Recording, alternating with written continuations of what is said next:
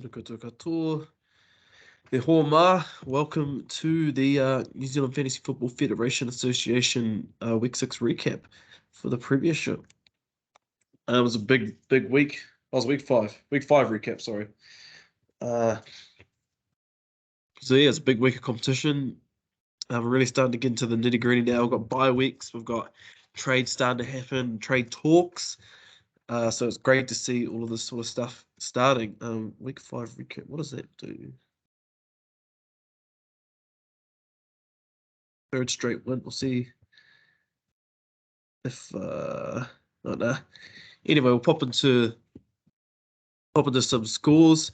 So yeah, I kicked off against Caleb and was able to take a pretty convincing win. Did I have the highest score? By 0.2, highest score of the week. So big points for Kamara, Barkley, Hollywood, Brady, Ramondre Stevenson, and Max Crosby on the defense. Accidentally started active. Whoops. It didn't matter. Still scored 208, so pretty happy with that. And Mock Thomas is out. Fantastic. And then Caleb had an all right showing on offense, but he's getting nothing from his running back. So if his wideouts blank, which a couple of them did, then his team looks pretty. Although that's an all right score for the points that he put up. So he drops a 2 and 3. I'm 3 and 2. Sam taking a big loss to Eli, who's 4 and 1, who's just crushing the season right now on the back of Josh Allen. Tyler Lockett. Jeez, I need to rewatch that game. 104 yards and 2 touchdowns. Wild. Geno Smith is ripping it. Judon on defense. Big defensive performance. Excuse me if I sound blocked up. I've been sick the last couple of days. So I am blocked up. But I will persevere for the boys through this. And Sam getting not much at all outside of Jeff Wilson. So he'll look to bounce back once he gets JT back. Yeah, that's a bit annoying. Where's he at this week? Questionable. Interesting. So yeah, Sam's still 3 and 2, and Eli improves to 4 and 1. Dre get an all right score. Clarence getting a big score, going to 3 and 2. Dre's down in 14th place, I think it is. So Kirk Cousins actually getting quite a big score there.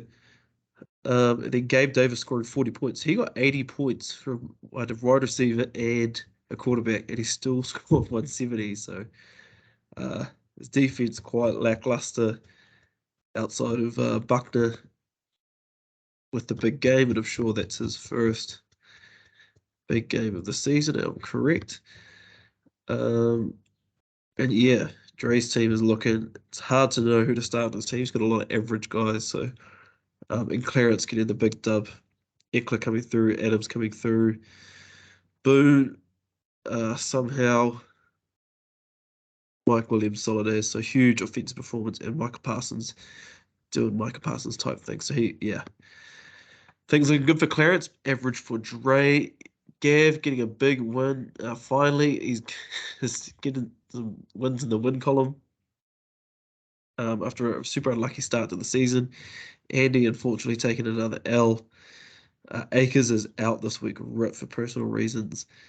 So Andy, like on paper, it's an all right team, but it's just getting nothing in real life. Yeah, like outside of Hurts, like it's looking rough. I mean, McCaffrey's obviously McCaffrey, but yeah, be worried if I was Andy. And Joe Burrow, Damian Pierce, Brees, like this rookie combo. Good lord. I mean, Shakir, that's a balls out play. Chris Olave, like that's a lot of rookies in the team. A third year receiver, second year receiver, and then Taysom Hill crushing it. So nothing on defense, but he didn't need to when his offense was that big. So happy for Gav getting a win and Andy staying without a win. Gyra loses but holds top of the table. Unlucky. Gyra scoring 200 pretty much. Cam with a big week on the back of Mahomes with his crazy game. Cooper Cup. Jacoby Myers, what the hell? When did this happen? Jeez. Like that is Cam's team is still a bit disgusting, but it's getting the job done, so you can't complain there. 208 points, and then on the other side, Gyra is still looking strong. Just got a bit unlucky there, so Cam improves to 4-1. So they're both 4-1. Looks like Gyro has higher points on the season, so he stays ahead of him. So not too bad there. Jamie gonna go with dub to go 4-1. Jeremy losing again. Cast like Nick Chubb doing work. Jeremy's Chubb Hunt strategy has paid off well, but he probably overpaid at the draft because outside of that, he's got absolutely no one. Who's on his bench? Latavius Murray, yeah, he's got Hopkins. I mean, these guys are coming back too late for Jeremy. And Jamie, yeah. Mostert with the big game and Derrick Henry. Melvin Gordon coming through. And Aaron Donald having a huge game, Aluakin. So just a good all-round performance for Jamie. So he improves to 4-1. Oh, this is a disgusting matchup. Yuck. I don't really want to look at this because it's obvious. Not much happened for either team. Lloyd's team is just getting worse and worse. His whole team is absolute garbage. I mean, outside of Diggs and Fournette for Hamish, it's looking pretty dry there for him as well. So, uh, yeah, not pretty. So they're both. Well, Hamish is 3-2. Lloyd is 2-3. Then Ben Tui getting the big dub over Xander's team. It's so fitting that Xander would be the guy to lose to Ben, because this is what Xander does year in year out. And he would be my candidate to be relegated after this season. To be honest, if it wasn't for Ben, if Ben was actually drafting, I think we'd see Xander down in last place. So I know Ben's not in last place anymore now that he's won and Andy's lost. That's hilarious. Michael Carter got lucky with those touchdowns. Duvernay's doing work. Geno Smith is just clutching it for him. He's probably keeping it in the. And now that Cam Akers is out, Henderson looks good. So, right. So, Ben Tui will punish you if you have a trash score. So, he's 1-4 in 15th place. So, we'll look at the overall ranks. So, we've still got 4 teams 4-1, just pretty unbelievable. And then 4 teams 3-2, a few teams 2-3, a couple of 1-4s, and Andy down there 1-5. So Andy's not looking that good, but neither is Lloyd or Dre. So they could all find themselves down at the bottom of the table, depending on how things go. So we have a look at waivers. Add Malcolm Brown. Andy's adding Malcolm Brown. That's solid. Scotty Miller. All free agents additions. See, this is why I dropped Julio Jones, man. This guy is just going to tank a roster spot. I suppose Lloyd has no one better, so why does it matter? All free agents. Isaiah Simmons for $1. It's all right. He's been a bit of a bust. I drafted him, that's why I released him back to waivers.